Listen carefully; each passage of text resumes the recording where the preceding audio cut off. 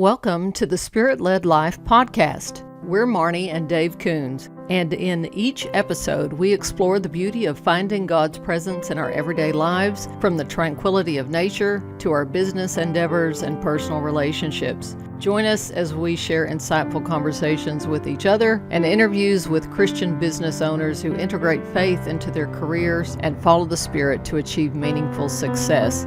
So yesterday Dave and I were having lunch, and he mentioned how ever since he got back from Wisconsin, he hasn't felt like he's been able to connect with the property or connect with God in nature. He's just been very functional, getting out, doing the work that needs to be done, catching up from being gone for a couple of weeks, and we had this conversation about it. So I'm going to let him talk about his breakthrough today.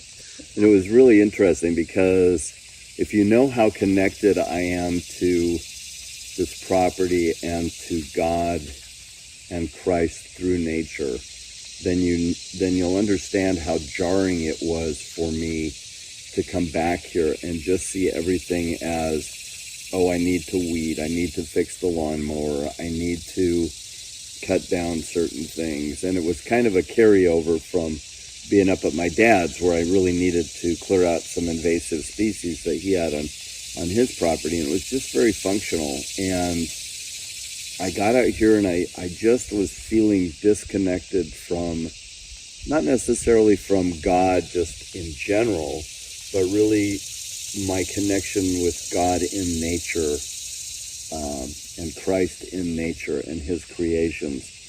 And so I went out this morning and I had some things to do, and it was a beautiful morning, and I did those things, and the thought came to me, okay, get back to the house, you need to close the windows because it's going to get hot. It's August here in Georgia. And all of a sudden the thought hit me, sit down. Just sit here and look and feel and sense. And I did that, and I actually wrote a haiku about it. I was so worried about not finding God in nature. Then I looked. I recognized at that point that I was actually fearful. What if I go out and look and God's not there? What if I go out in nature and look and God's presence and Christ's presence and the Spirit is not there? And in that moment that I sat down, I realized the fallacy of that, because God is constant. And Marnie and I were talking about it when I came back.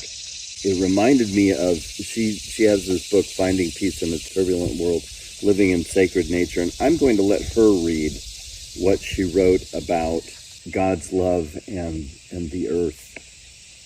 The earth is constantly broadcasting, I love you, come to me, I can heal you. This message is the Creator's message. Mother Earth is perfectly aligned with the Creator. She is living her purpose.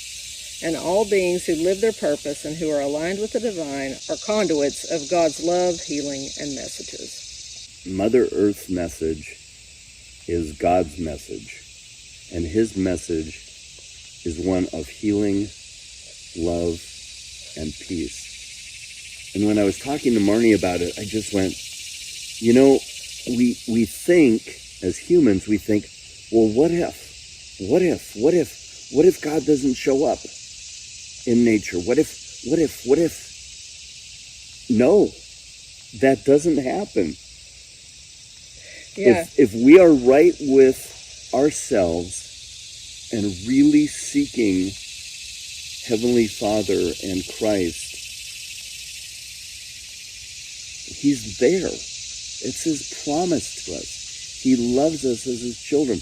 The earth is the Lord's as a way to show his love for us. It's not possible that if we're sincere and we go out and we try to connect with nature, that he just doesn't hit us on the head and say, yeah, I love you, and check this out. Look at this butterfly. Look at this bird. Look at this plant. Feel. Yeah. And if I may, break down what you did, because you did something that's significant. he asked first. He wanted to know, how do I feel God more in nature? He noticed, he was observant of where he was and realized, okay, I'm not connecting to God. So we've got to stop and realize, are we as connected to God as we need to be? If not, then ask, how can I be more connected? Then he went out into nature and he felt an impression to stop after he did his work. So he listened to that impression and stopped and sat down and looked around and listened and felt into the experience. So it's really a process we can use anytime that we are feeling a little bit of disconnected from God, is to acknowledge it really, and then ask for the help and listen when you get those little nudges and act on them. And it really doesn't have to be in a place, I mean, we have this beautiful property here in Northwest Georgia at Spirit Tree Farms, but I remember that I've done this in the middle of Dallas, in the middle of Manhattan, in the middle of medium-sized town in central Utah, in the middle of Microsoft. Driving down the freeway, I'm looking at clouds in the sky, you know, and they're making me feel that way a lot of times. So you could be anywhere on a busy, in traffic, you could feel it.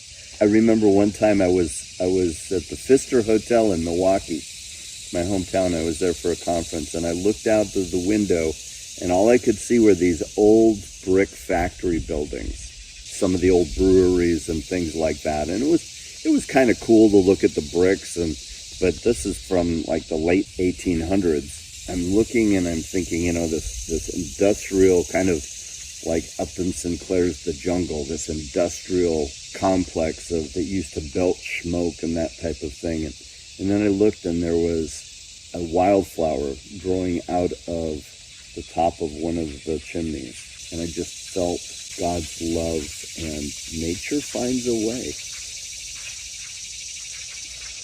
So you can find it in any place. Y'all take care. God bless. Take care. Don't forget to check out our books and blogs at spirittreefarms.com and discover our courses at ignitepoint.com.